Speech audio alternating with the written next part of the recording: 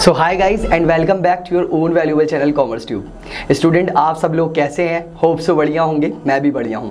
हम अपनी उसी सीरीज़ को कंटिन्यू करते हुए आज बिजनेस स्टडीज़ की हिंदी मीडियम की 4th वीडियो आपके लिए लेकर आए हैं। तो प्लीज़ इस वीडियो को पूरा देखें और अपने दोस्तों को भी शेयर करें। तो चलिए आज का टॉपिक स्टार्ट। हाँ, अगर इससे पहले आपने वीडियो नहीं देखी है या आप फर्स्ट वीडियो देख रहे हैं तो हमारे प्लेलिस्ट में जाकर आप और भी वीडियोज़ देख सकते हैं और हम उसका लिंक डिस्क्रिप्शन में भी आपको दे देंगे, आप वहाँ से भी देख सकते हैं। तो चलिए स्टूडेंट आज का टॉपिक स्टार्ट करते हैं और आज का टॉपिक है हमारा, आपको मेरी स्क्रीन पर दिख रहा होगा, पीछे स्क्रीन पर दिख रहा होगा, व्यवसाय के उद्देश्य।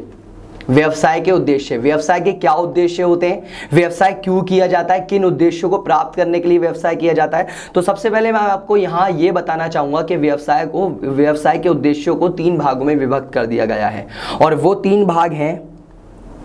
नंबर फर्स्ट इज आर्थिक उद्देश्य। नंबर फर्स्ट इज आर्थिक उद्देश्य। अब आर्थिक उद्देश्य मतलब ये व्यवसाय का एक ऐसा उद्देश्य है जिसके अभाव में अगर ये ना हो तो व्यवसाय की आप कल्पना नहीं कर सकते। आपने इससे पहले आर्थिक क्रिया पढ़ा था और आर्थिक क्रिया होती है धन अर्जित करने के लिए, इसीलिए व्यवसाय का एक उद्देश्य क्या होता है, धन अर्जित करना। ठीक है, तो इसके आर्थिक उद्देश्य होते हैं कुछ, जिसमें फर्स्ट पॉइंट आपने पढ़ा आर्थिक उद्देश्यों का, इसके अभाव में व्यवसाय की कल्पना भी नहीं की जा सकती। मतलब अगर व्यवसाय में आपका उद्देश्य आर्थिक नहीं है तो वो व्यवसाय भी नहीं है। जी हाँ, चलिए जी, नंबर फर्स्ट पॉइंट पढ़ते हैं आर्थिक उद्देश्यों का, लाभ अर्जित करना। आपको दिख रहा होगा लाभ अर्जित करना, मतलब नंबर फर्स्ट पॉइंट कि हमें व्यवसाय करना है तो आर्थिक उद्देश्यों का फर्स्ट पॉइंट है कि लाभ अर्जित करना है। मतलब जीवित रहने के लिए, व्यवसाय के विकास के लिए, व्यवसाय के विस्तार के लिए आपके लिए लाभ आवश्यक है। मतलब आप व्यवसाय को तब बढ़ा पाएंगे, आप व्यवसाय का विस्तार, उसका विकास, आप उसमें जीवित तब रह पाएंगे जब आपको लाभ होगा। अब एक बात सुनिए आप, अगर मुझे कंटिन्यू किसी काम में लॉस होता रहेगा तो क्या मैं वो काम करूंगा, क्या मैं वो व्यवसाय करूंगा? जी नहीं करेंगे। तो नहीं करेंगे तो फर्स्ट पॉइंट मेरा हमेशा ध्यान रखिएगा इसका कि आपको लाभ अर्जित करना है, वरना आपका व्यवसाय क्या हो जाएगा, बंद हो जाएगा। ठीक है जी। सेकंड लिंब के अंदर ये व्यवसाय को जोखिम वहन करने के लिए दिया जाने वाला एक प्रतिफल है। मतलब मैंने रिस्क उठाया, मैंने जोखिम उठाया, उसकी वजह से मुझे क्या हो गया, लाभ हो गया। तो कह रहे हैं ये प्रतिफल है, क्योंकि आपने जोखिम उठाया है इसलिए आपको लाभ हुआ। आपको पता है, अगर मैं यहां पर बात करूं कि जितना जोखिम ज्यादा होगा उतना ही लाभ ज्यादा होगा और जितना जोखिम कम होगा उतना लाभ भी कम होगा। तो एक प्रतिफल है क्या, लाभ, क्योंकि व्यवसायी ने क्या उठाया, जोखिम उठाया, इसलिए उसको क्या हुआ है, लाभ हुआ है। अपने सेकंड पॉइंट की तरफ चलते हैं, ग्राहकों का निर्माण या ग्राहक सर्जन। देखिए, मैं अगर एक बात कहूं आपसे कि अगर आपके व्यवसाय में आपके ग्राहक नहीं बने हुए, आपके ग्राहक सर्जन नहीं हुआ, आज आप एमएनसी देखिए, कितनी बड़ी बड़ी कंपनी है जो अपने व्यवसाय में एक ही उनका मोटिव रहता है कि उनका एक ग्राहक बन जाए, उनका एक कस्टमर बन जाए, जिसकी वजह से उनका बिजनेस क्या हो, आगे ग्रो कर सके। आज एक मेन पॉइंट और है, आर्थिक उद्देश्य में एक मेन पॉइंट और है कि आपको ग्राहकों का क्या करना है, निर्माण करना है। ठीक है, आज आप देखेंगे कि दुकानदार होते हैं, कुछ दुकानदार होते हैं और वो क्या करते हैं, वो बहुत अच्छी तरीके से व्यवहार करते हैं किसके साथ, ग्राहक के साथ, ताकि वो ग्राहक दोबारा उनके पास ही लौट कर आए, किसी और दुकानदार पर ना जाए। ठीक है, तो एक बात का और ध्यान रखेंगे, दैट इज ग्राहकों का निर्माण। इससे हमारा अभिप्राय अधिक से अधिक संभावित उपभोक्ताओं को अपने उत्पादों की ओर आकर्षित करना है। जैसे आज जोमेटो है, ऐसी बड़ी बड़ी कंपनियां हैं जो अपनी तरफ क्या करती हैं, ग्राहकों को आकर्षित करती हैं कि आप हमारे से क्या लीजिए, सामान लीजिए। ठीक है, चलिए थर्ड पॉइंट पढ़ेंगे। थर्ड पॉइंट है हमारा नव परिवर्तन। नव परिवर्तन का मतलब होता है इनोवेशन। इनोवेशन, नव परिवर्तन। नव परिवर्तन का मतलब होता है कुछ नया करना, कुछ नया करना। जी हाँ, अब देखिए आप यहां लिखा हुआ है नव परिवर्तन का अभिप्राय कुछ नया करने से है। उदाहरण, नए उत्पाद को तैयार करना, नए उत्पाद को तैयार करना, या फिर पुराने उत्पादों को उपयोग के नए तरीके बताना। मतलब कुछ पुरानी चीजें, ओल्ड चीजें, मैं उनको नई तरीके से प्रयोग कर रहा हूं। मैं आपको अभी एग्जांपल दूंगा बहुत अच्छा। प्रबंध की नई पद्धतियों को लागू करना आदि। मतलब आप अगर मैं जब भी नव परिवर्तन की बात करूं, एक बात बताऊं आपको, आज का जमाना बहुत ज्यादा मॉडर्न हो चुका है। और आप देखिए, मैं आपको एक एग्जांपल देता हूं आपके सामने का, ये आई थिंक आज आप नोकिया का मार्केट में मोबाइल शेयर देखिए बहुत कम है, क्योंकि नोकिया शुरुआत में एंड्रॉइड नहीं लेकर आया, सैमसंग ले आया। तो सैमसंग आज कहां पर ग्रो कर गया और नोकिया बिल्कुल खत्म हो गया मार्केट में एक तरीके से। ठीक है, तो अगर आप टाइम टू टाइम अपने आप में चेंजेस नहीं करेंगे, उसमें अपडेशन नहीं करेंगे, तो आप पूरी तरीके तरीके से स्पॉइल हो जाएंगे, आप पूरी तरीके से खत्म हो जाएंगे। ठीक है, तो एक पॉइंट ये है इनोवेशन का। ठीक है, जैसे मेरी आप इससे पहले की वीडियो देखेंगे तो उसमें मैंने व्हाइट बोर्ड यूज कर रखा है, पर आप देखेंगे आज मैंने टेक्नोलॉजी का यूज करके इस तरीके से आपको स्क्रीन पे प्रोवाइड करके पढ़ाया है। ऐसे ही आप देखेंगे, मैं आपको एक नव परिवर्तन का एक और एग्जांपल देता हूं। जैसे फॉर एग्जांपल आपने देखे होंगे फेसबुक वगैरह पर वीडियो चलती हैं 5 मिनट्स क्राफ्ट की। वो क्या करते हैं, वो पुरानी चीज़ों को इस तरीके से यूज़ करते हैं जो बहुत अच्छी तरीके से यूज़ में भी आ जाती हैं और आपका काम भी हो जाता है। दैट इज़, ये सारी चीज़ें किस में आती हैं, नव परिवर्तन में आती हैं। ठीक है, तो अब बात करेंगे हम सामाजिक उद्देश्यों की। नंबर सेकंड उद्देश्य हमारा कौन सा है, सामाजिक उद्देश्य। अब देखिए सामाजिक उद्देश्य नाम से समझ में आ रहा है समाज के प्रति उद्देश्य को पूरा करना। तो यहाँ पर एक लाइन लिखी हुई है, व्यवसाय की स्थापना समाज में ही होती है, उसे समाज के प्रति अपने दायित्व को नहीं भूलना चाहिए। जैसे मैं आपको एक एग्जाम्पल देना चाहूँगा यहाँ पर, जैसे एक बच्चा है छोटा सा, और वो जब बड़ा हो जाएगा तो वो अपने माँ बाप के प्रति उसकी कुछ जिम्मेदारी होंगी, कुछ रेस्पॉन्सिबिलिटीज़ होंगी, कुछ दायित्व होंगे।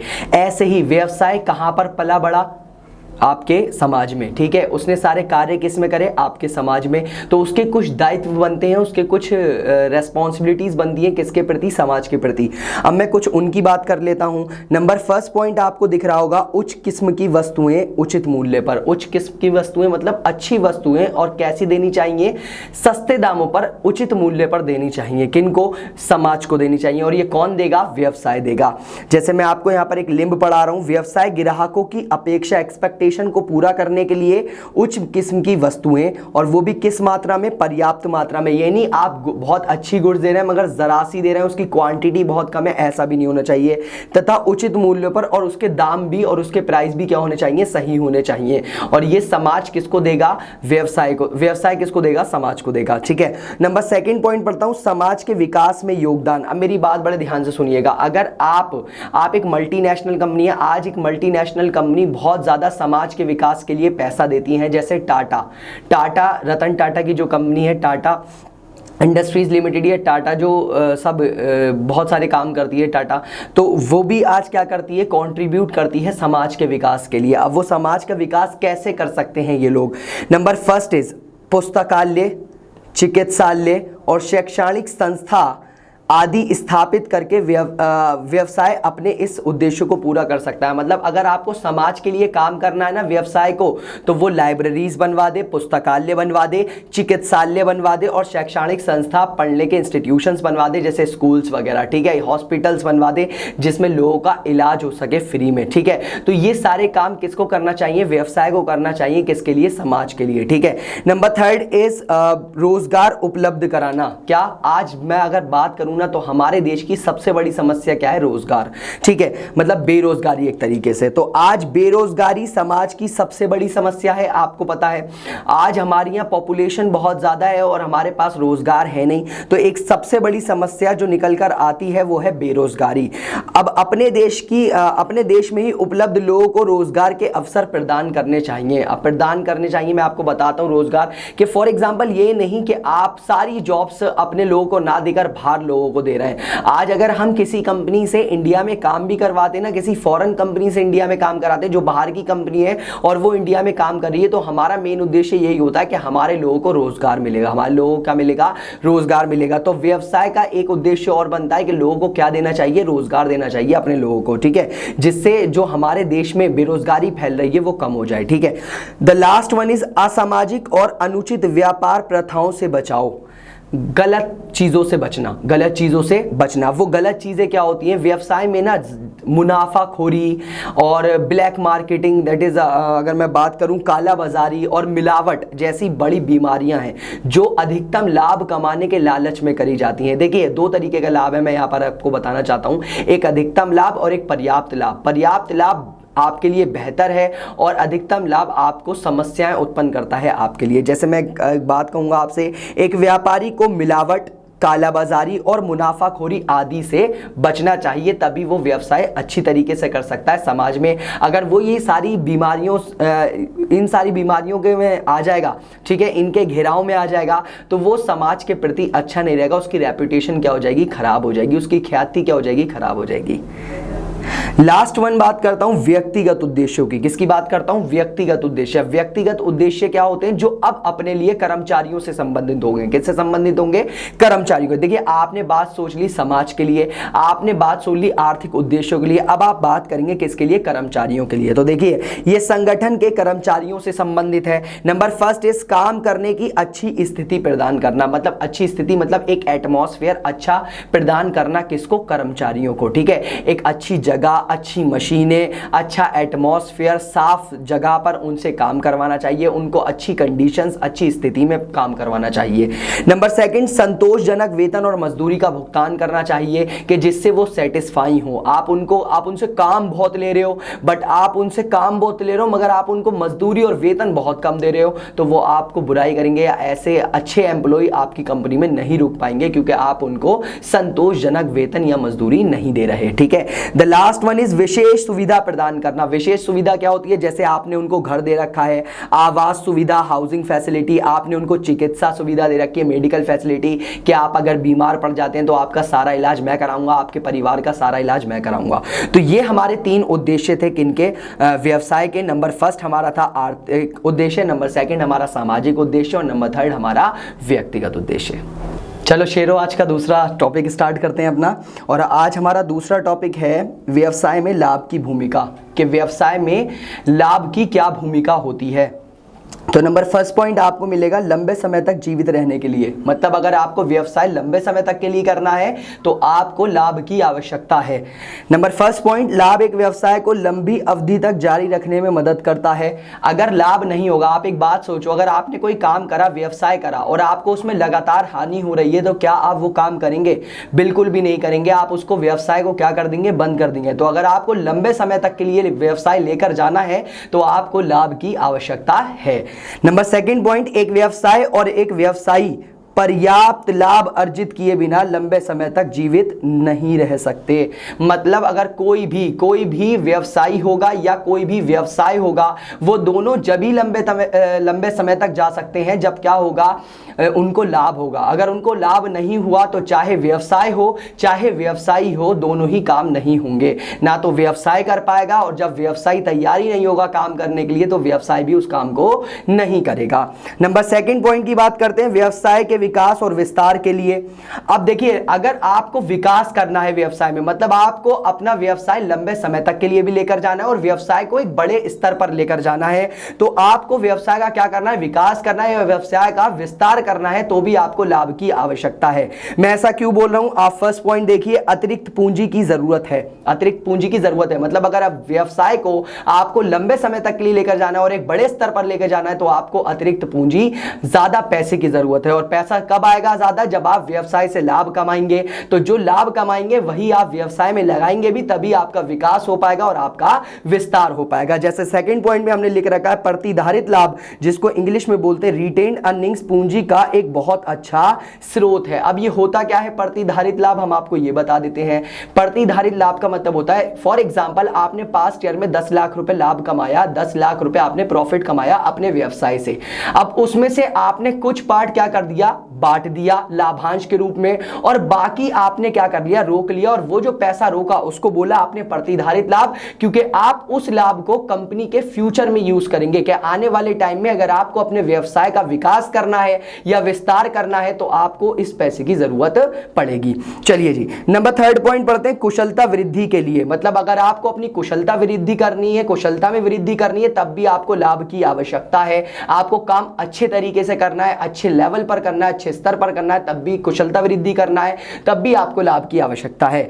लाभ स्वामियों और श्रमिकों को अपना सर्वश्रेष्ठ प्रदर्शन करने के लिए प्रेरित करता है। मतलब लाभ एक ऐसा है कि आपको क्या करता है? उत्सुक करता है कि आप काम करें, आपको मोटिवेट करता है, प्रेरित करता है कि आप काम करें और अच्छे स्तर पर करें और अपना सर्वश्रेष्ठ देके करें। अब एक बात सुनिए, अगर पापा ने कोई बिजनेस स्टार्ट करा और बेटा पापा ने बिजनेस तो स्टार्ट कर लिया मगर पापा को लगातार हानि हो रही है, तो क्या पापा वो काम करेंगे? क्या पापा पापा की वो एफिशिएंसी, क्या वो कुशलता रहेगी? जब पापा ने पहली बार काम स्टार्ट करा था और पापा को शुरुआत में फॉर एग्जांपल क्या हुआ था, लाभ हुआ था, मगर अब नहीं हो रहा, तो पापा की वो एफिशिएंसी, वो कुशलता क्या हो जाएगी, सब खराब हो जाएगी। अब मेरी सेकंड पॉइंट में बात सुनेंगे, स्वामी चाहते हैं अधिक से अधिक लाभ कमाना और कर्मचारी चाहते हैं अधिक से अधिक बोनस कमाना। ऑब्वियस सी बात है, स्वामी को लाभ होगा अधिक से अधिक, और अगर स्वामी को लाभ होगा तो बेटा किसको, कर्मचारी को क्या होगा, कर्मचारी को उस लाभ का हिस्सा मिलेगा, जिसको हम क्या बोलते हैं, बोनस बोलते हैं। चलिए जी, अपना फोर्थ पॉइंट पढ़ते हैं, प्रतिष्ठा व पहचान बनाने के लिए, मतलब अगर आपको प्रतिष्ठा या पहचान बनानी है तब भी आपको लाभ की आवश्यकता है। मेरी बात बड़े ध्यान से सुनिएगा,